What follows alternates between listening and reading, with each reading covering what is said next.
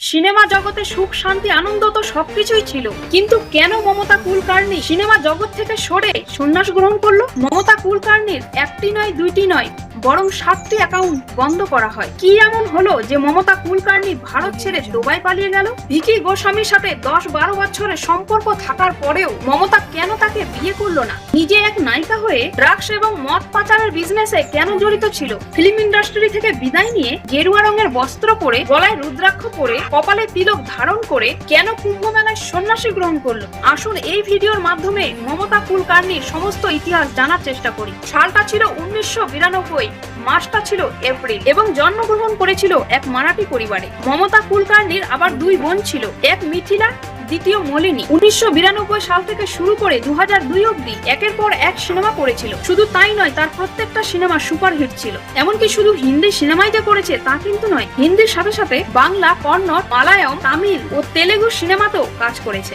1993 সালে মমতা কুলকার্নি কিছু বিতর্কের মধ্যে জড়িয়ে পড়ে এবং খবর সূত্রে জানা যায় 2013 সালে বিক্রম গোস্বামীকে নাকি বিয়ে করে। তাহলে প্রশ্ন হচ্ছে এখানে, ভিকি গোস্বামীর সঙ্গে তার অনেক দিনের প্রেম ছিল, তার সাথে নাকি বিয়ে হওয়ারও কথা ছিল। তাহলে কি এমন হলো যে তাদের সম্পর্কটা আরো মজবুত না হয়ে ভেঙে পড়লো? মমতা কুলকার্নি অভিনেত্রী জগতে বেশ কিছু ফিল্মে সফলতা অর্জন করেছিল, তার মধ্যে যেমন আশিক আওয়ারা, ওয়াক্ত হামারা হ্যায়, ক্রান্তিবীর, কারণ অর্জুন, সবচেয়ে বড় খিলাড়ি, বাজি, চায়না গেট এবং বেকাবু, এরকম আরো অনেকগুলো আছে যেগুলোতে বেশ সফলতা পেয়েছিল। একবার সালমান খানের সাথে মমতার বিতর্ক হয় 1992 সালে করণ অর্জুন মুভির জন্য, এবং বিতর্কটা এতটাই বড় হয়ে যায় যে বিগ বসের মতো প্রতিযোগিতায় মমতাকে আমন্ত্রণ জানানো হলেও তার সঙ্গে সঙ্গে মমতা রিজেক্ট করে।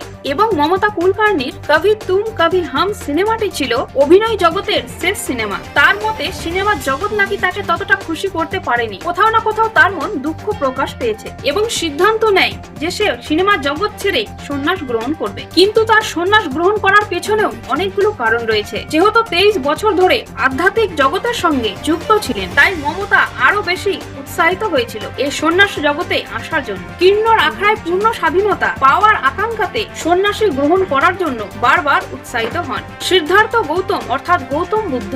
মমতার ইচ্ছে ছিল যে এর মতো জীবন উপলব্ধি করবে, আর তাই তার মন তাকে বারবার উৎসাহিত করছিল যে সন্ন্যাসের পথ গ্রহণ করবে।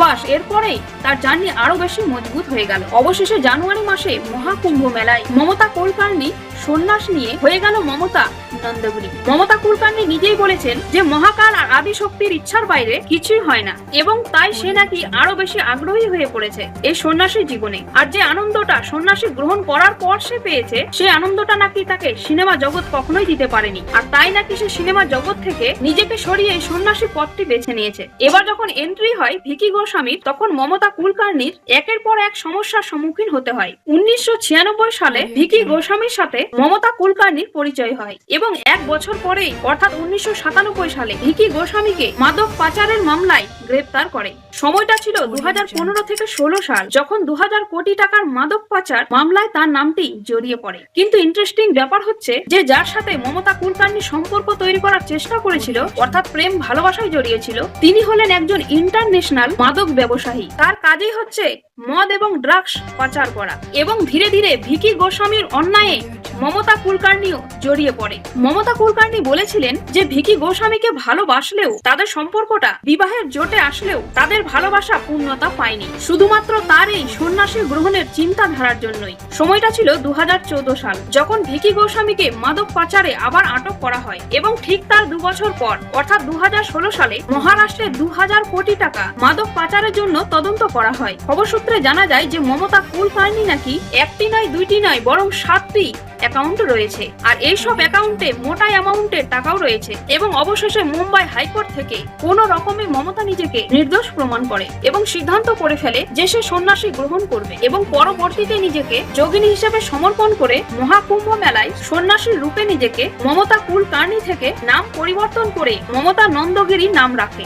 মমতা কুলকার্নি ড্রাগস এবং মদ পাচারে যুক্ত যুক্ত থাকলেও কোন রকম সে নিজেকে নির্দোষ প্রমাণ করে 2000 সালে ভারত ছেড়ে দুবাই চলে যায় এবং 25 বছর পর সে আবার ভারতে ফিরে আসে। একটি সময় ছিল যখন মমতা নিজে গুরু গগনগিরির কাছে যায় এবং সে সিদ্ধান্ত করে যে সে তপস্যা করে সন্ন্যাস গ্রহণ করবে এবং অবশেষে 2002 থেকে 2012 পর্যন্ত কঠোর তপস্যা করে সেই বছরই কুম্ভ মেলায় পবিত্র স্নান করতে এসেছিলেন। এবং ঠিক তার 4 বছর পর মমতার জীবনে নেমে আসে অন্ধকার। তার যে ওই পুরনো প্রেমিক ভিকি গোস্বামী ছিল তার সাথে বিচ্ছেদ ঘটে এবং দুজনে আলাদা রাস্তায় চলা শুরু করে এবং ঠিক তার 3 বছর পরেই ভিকি গোস্বামীর জীবন অন্ধকারে পরিণত হয়। সালটা ছিল 12 জুন 2019 যখন ভিকি গোস্বামীর ক্যান্সার ধরা পড়ে। আর এই ক্যান্সারটা পাকস্থলীর মধ্যে ছিল। ভিকি গোস্বামীর কাছে সময়টা এতটাই কম ছিল কারণ ভিকি গোস্বামী মারা যাওয়ার ঠিক 1 মাস আগেই তার ক্যান্সারটি ধরা পড়েছিল। তাই হাজার চেষ্টা করেও তাকে আর কেউ বাঁচাতে পারেনি। মমতা কুলকার্নি সব দুঃখ সহ্য করলেও তার জন্য দাঁড়িয়েছিল আর একটি দুঃখ। সে তো সন্ন্যাস গ্রহণ করেছিল কিন্তু তাকে স্বীকৃতি দিতে বরখাস্ত করেছিল স্বয়ং ঋষি অজয় দাস। কারণ ঋষি অজয় দাস মনে করতেন মমতা তো মদ এবং ড্রাগসের কাজে যুক্ত, তাহলে তাকে কেন সন্ন্যাসীর স্বীকৃতি দেওয়া হবে? হঠাৎ করে যদি কেউ সন্ন্যাসী গ্রহণ করতে চায় তাকে না বুঝে না শুনে তার পাস্ট এবং প্রেজেন্ট না ভেবে কেন তাকে সন্ন্যাসীর স্বীকৃতি দেওয়া হবে? আরো বলেন যে সন্ন্যাসী গ্রহণ করতে গেলে নিজেকে নিজের পিণ্ড দিতে হয়, এমনকি মাথা মুন্ডন করতে হয়। তাহলে মমতা তো নিজের পিণ্ডদান করেনি, এমনকি মাথা মুন্ডনও করেনি, তাহলে কিভাবে তাকে সন্ন্যাস গ্রহণের স্বীকৃতি দেব?